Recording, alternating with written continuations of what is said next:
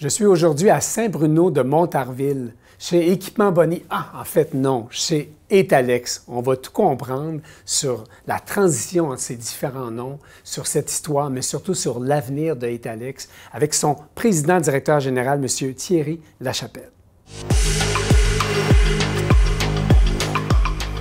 M. Lachapelle, en janvier 2023, vous devenez président-directeur général de Etalex. Les gens ne connaissent pas tant que ça l'entreprise. Pourtant, ça a commencé en 1966. En fait, c'est un monsieur d'amour qui a amorcé l'histoire d'Etalex. Rapidement, il s'est adjoint d'un partenaire qui s'appelait Jacques Majot. M. Majot est aujourd'hui décédé. Donc, M. Majot a racheté l'entreprise de M. Damour. Au cours des années, il a fait l'acquisition, justement sous le nom d'Etalex à l'époque, il a fait l'acquisition d'Équipement Boni. Par la suite, ils ont aussi fait l'acquisition de Formafil. Donc, on parle de 3 entreprises qui appartenaient au même individu, mais qui étaient gérées de façon complètement indépendante. Donc, M. Majot est décédé, puis par la suite, c'est ses filles qui ont pris le contrôle de l'entreprise. Après quelques années, ils ont décidé justement de passer le flambeau à Desjardins pour continuer la croissance de l'entreprise. Donc, c'est une entreprise familiale de Jacques à sa fille Jacinthe. C'est les Majot qui contrôlent. Et tout à coup, 2019, changement complet, Desjardins Capital décide d'investir dans l'entreprise, devient actionnaire majoritaire. Et vous n'êtes pas employé d'entreprise, mais vous siégez au conseil d'administration. C'est de là aussi qu'on a amorcé, je dirais, la fusion jusqu'à un certain point des noms d'entreprises, des noms commerciaux, pour s'en aller vers le nom Etalex.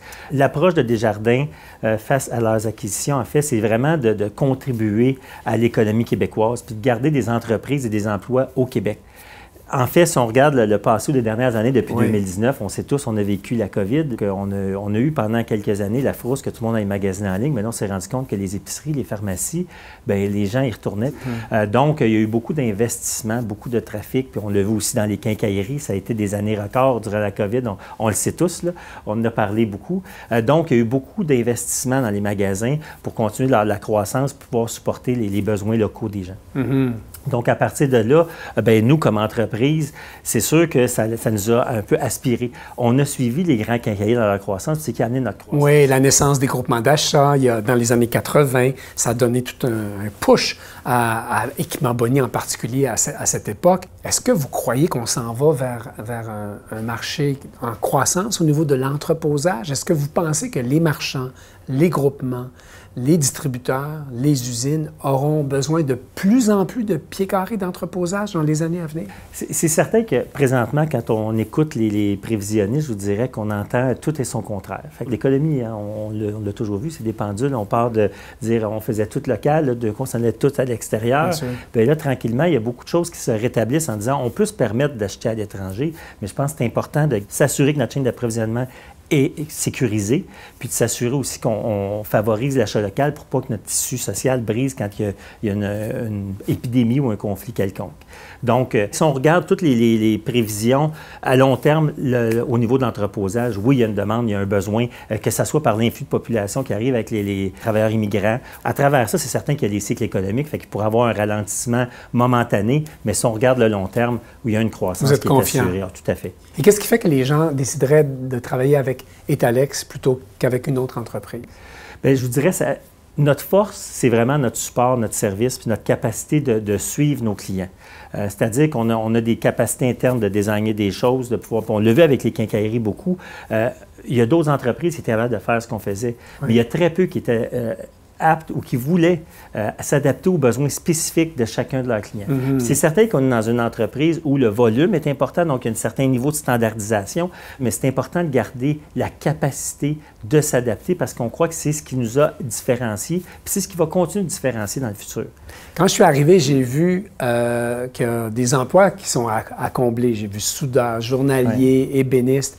Est-ce que ça reste pour vous aussi, comme pour les marchands, un challenge de trouver des employés? On travaille très fort présentement avec l'équipe à bâtir une meilleure expérience employée, qu'ils puissent voir un peu les différents chemins qu'ils peuvent prendre pour grandir dans leur carrière. Si on ne va pas aller dans votre usine, mais est-ce qu'on verrait un apport technologique? On en a déjà, on a au-delà de 35 ou 40 robots, je me souviens bien. On a un département d'automatisation qui est situé à l'interne. Donc, on va remplacer des employés qui sont dans une tâche plus manuelle vers une tâche davantage de supervision, de gestion de robots, tout ça. Puis on s'est s'est fait un point d'honneur d'ailleurs pour plusieurs des robots qui sont en place. C'est des gens qui effectuaient la tâche qui maintenant gèrent le robot. C'est quelque chose qui pour nous avait une valeur importante. Est-ce que vous pensez que vous aurez dans le futur prochain, ces technologies vont faire que les besoins en ressources humaines vont se restreindre? Bien, je vous dirais que l'objectif, justement, c'est d'aller chercher une croissance continue pour l'entreprise. Le but, ça va d'aller chercher, de garder ou d'augmenter le nombre d'employés, mais de les outiller davantage pour qu'on puisse augmenter le niveau de productivité des gens. On vient de un peu mieux comprendre pourquoi on vous a choisi, mais est-ce que tout va tourner autour de vous? Êtes-vous un joueur d'équipe, M. Lachapelle? En fait, je ne serais pas venu ici s'il n'y avait pas d'équipe. Pour moi, c'était vraiment la base. Je ne suis qu'un rouage. En tant que président d'une entreprise, ce n'est pas moi qui soude, c'est pas moi qui vends les équipements. C'est vraiment une histoire d'équipe. Puis les rôles, pour moi, l'importance de chacun des rôles est tout aussi grande. En fait, au cours de la dernière année, on a créé un département de santé et sécurité.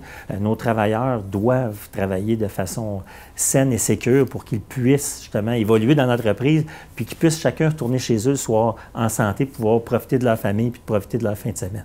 Sans nous dévoiler des secrets internes, comment se fait la prise de décision? Parce que d'une part, vous devez composer avec un conseil d'administration, peut-être nous en dire un mot, puis d'autre part, bien, vous avez sans doute des cadres. Tout à fait. Bien, tout d'abord, le conseil d'administration, lui, s'occupe principalement de la gouvernance d'entreprise, donc de s'assurer que les meilleures règles sont mises en place. Aussi, à un certain niveau, quand il y a des contrats d'une certaine taille, bien, le conseil d'administration est impliqué. C'est des gens qui, justement, amènent une expertise et une vision externe, parce que quand on est dans la forêt, des fois, on a de la difficulté à prendre le recul, mais avec un conseil d'administration, souvent, ils vont nous amener une expertise, une expérience différente. Par la suite, au niveau de l'entreprise, on a ce qu'on appelle le comité exécutif, qui regroupe les vice-présidents de l'entreprise, donc le chef de l'exploitation, vice-président de talent et culture, vice-président finance et moi-même le président de l'entreprise. Pour l'instant, j'occupe aussi le poste de vice-président des ventes parce que, comme vous avez vu dans mon passé, c'est un dada pour moi. Donc, pour l'instant, j'ai gardé cette responsabilité-là. Au niveau du comité exécutif, justement, on va prendre les décisions, je vous dirais, courantes de l'entreprise puis définir les grandes orientations. Par la suite, il y a aussi un comité de direction qui a été mis en place au cours des derniers mois. Donc, l'ensemble des directeurs d'entreprise siègent ensemble sur un comité de direction. Puis c'est en fait eux qui mènent les projets. Vous êtes disséminés dans 3 usines. Pouvez-vous nous résumer les vocations de chacune? Oui, en fait, on a une usine ici dans laquelle on était présentement à Saint-Bruno-de-Montarville, chez Feu Équipement Boni, on appelait Alex. Donc, le centre ou le cœur de la business, c'est vraiment au niveau du racking. Puis on a la division aussi ébénisterie qui est située dans cette usine-ci. L'usine, on a une usine sur Jarry, dans Anjou. Cette usine-là, elle est principalement attribuée à tout ce qui est tablettage. Donc, c'est vraiment toutes les tablettes qui sont produites, tous les systèmes d'îlots, tout ça sont produits sur Jarry. Puis, on a une autre usine sur Ray Lawson, aussi dans Anjou, qui, elle, était anciennement Formafil. Donc, cette usine-là se concentre sur tout ce qui est travaillé, le fil métallique. Donc, que ce soit ce qu'on appelle le decking, qu'on utilise sur le racking, ou sinon, du côté des tablettes, avec des tablettes en grillage qu'on voit dans les sections de bière, produits laitiers, tout ça. Essentiellement, vous êtes approvisionné en acier. Le prix de l'acier n'est quand même pas donné. Donc, vous êtes affecté par les cours mondiaux de certains composants, et notamment l'acier. Comment est-ce que ça vous affecte, ces prix élevés? Le prix de l'acier est encore très volatile. Dans le passé, on pouvait stocker de l'acier, puis la variation du prix était tellement minime que ça n'avait pas un impact qui était très, très significatif. C'est certain que ça nous amène à avoir des communications plus fréquentes avec nos clients. Dans le fond, le cœur de notre entreprise, c'est de créer de la valeur pour nos clients. C'est pas d'être de faire, je dirais, de la spéculation sur les prix de l'acier. Vous avez fait l'école secondaire au Collège Notre-Dame. Vous avez fait le cégep, pas n'importe où, à Brébeuf. Vous avez fait un bac en finance. Et là, c'est de ce dont on parle beaucoup en ce moment ensemble. Ouais. Et puis après, vous avez continué avec une maîtrise, mais un peu plus dans la stratégie, puisque ça a été du côté du marketing. Bon, ils sont allés chercher une bolle, hein, comme on dit. Ça, c'est relatif. Je vous dirais, écoutez, je suis quelqu'un qui est passionné, puis mon cheminement, je dirais, m'a amené où je suis aujourd'hui, mais c'est vraiment, Vous aimez les chiffres, vous aimez... J'adore les chiffres, la stratégie, mais je dirais que c'est aussi une suite de rencontres, une suite d'événements dans la carrière qui font qu'on suit des gens. On a eu des mentors en avant de nous qui ont aidé justement à la progression. Puis c'est sûr que les intérêts pour l'analyse, les chiffres, est indéniable depuis le début de ma carrière. Et l'intérêt pour le secteur, parce que ce n'était pas vos premières armes non plus, tout à fait. Non. J'ai travaillé longtemps dans le domaine manufacturier, puis aussi dans le domaine de la location au niveau de la construction. Des équipements de construction, plus précisément échafaudages, plateformes élévatrices et plateformes suspendues. Sur le site web de l'entreprise, il y a une prétention quand même importante, c'est de dire que vous êtes en quête continue d'amélioration à la fois des processus et des produits. Je crois qu'on le voit beaucoup dans les entrepôts présentement. Il y a une vague d'automatisation. On le voit présentement beaucoup dans ce qu'on appelle le unit shipping, puis tranquillement, ça se déplace au niveau aussi des volumes plus gros, comme des palettes et tout ça. Peut-être nous expliquer ce que ça... Donc, ce qu'on voit, c'est des systèmes, justement, qui sont intégrés, qui permettent, justement, d'automatiser la cueillette des équipements ou des produits au sein des différentes sections du racking. Donc, c'est des systèmes qui sont assez complexes, qui sont présentement en grand développement, puis on se doit de fournir des équipements qui peuvent accommoder ces systèmes-là. L'entreposage est source d'accidents de travail, pas nécessairement dans la construction, mais dans l'utilisation. On voit que les structures sont de plus en plus grosses, les gens sont nerveux, donc vous accordez une importance grande à l'aspect sécurité? C'est certain qu'on a des groupes d'ingénierie, nos calculs sont faits et révisés. On a des logiciels qu'on utilise pour s'assurer que je dirais, nos structures correspondent aux besoins des clients. Ce qui est important aussi de comprendre, puis il y a un grand changement présentement dans l'ensemble de l'industrie. Au Québec, il y a l'annexe N qu'on a appelé qui a été adoptée et puis qui tient beaucoup plus compte, je vous dirais, de tous les impacts relatifs au tremblement de terre, parce qu'on sait qu'il y a des zones sismiques au Québec. Bien sûr. Donc, ça amène, je vous dirais, des calculs qui font que nos équipements sont souvent plus gros qu'ils étaient par le passé. Fait que c'est certain que là, présentement, il y a une adaptation qui se fait avec les clients, parce qu'eux-mêmes n'étaient pas conscients nécessairement de ça. Il faut leur expliquer qu'il y a de nouvelles normes qui sont en place, puis nos ingénieurs sont très au fait de ces normes-là, donc on fait les calculs pour s'assurer justement qu'on respecte toutes les règles de l'art pour s'assurer que nos produits sont sécuritaires. Est-ce que les nouvelles normes touchent seulement les nouvelles structures, les nouvelles constructions? On voit ça, parfois je vous dirais, des chevauchements, c'est quand on parle d'agrandissement ou de rénovation. Là, on ne peut plus seulement déplacer du racking, on est obligé d'en refaire du nouveau si les équipements en place ne satisfont pas aux nouvelles normes. Et parlant de concurrence, le fait que vous travaillez avec du poids, des étalages qui pèsent beaucoup, ça fait que vous n'êtes pas menacé par les Chinois ou des trucs comme ça. Je vous dirais qu'à certains niveaux, pour des produits qui sont plus standards, on voit un influx, particulièrement plus dans l'Ouest américain, parce qu'ils sont plus près quand même, ils sont plus près que nous. Mais je vous dirais que tout ce qui est des systèmes qui sont sur mesure, que ce soit des couleurs, que ce soit des systèmes, des accessoires, ou que ce soit des systèmes complets qui sont définis sur mesure, c'est certain qu'avoir l'approche locale, puis d'avoir la flexibilité, parce que faire un magasin, c'est une chose, mais après ça, on sait qu'un magasin, ça vit. Il y a toujours des changements constants. Bien, d'avoir accès à une pièce spéciale, d'avoir accès à un produit d'une couleur particulière rapidement, ça fait toute la différence pour un marchand. Fait que je vous dirais que c'est pour ça que je parle de l'importance plutôt pour nous de conserver cet avantage-là, d'être capable de suivre nos clients, d'être capable de s'adapter à leurs besoins, puis d'être capable de justement leur montrer qu'on les supporte de façon adéquate à un prix compétitif en étant basé au Québec. C'est essentiel. Arrivez-vous à avoir des clients à l'extérieur de la province? Oui, on fait beaucoup d'affaires, je vous dirais, dans le reste du Canada. Puis là, je vous dis un petit secret, là, on commence tranquillement à faire des percées aux États-Unis. Mais c'est certain que pour nous, présentement, on est vraiment amené, Alex, à consolider ces acquis. Fait qu'on s'assure de bien servir nos clients, de mieux servir nos clients, parce que la transformation qu'on a vécue suite à la croissance nous a mis une pression sur l'ensemble de l'entreprise. Fait que c'est certain que pour nous, présentement, on se concentre à optimiser nos choses, à créer des synergies dans l'entreprise pour pouvoir mieux supporter nos clients actuels. L'entreprise a 2 certifications.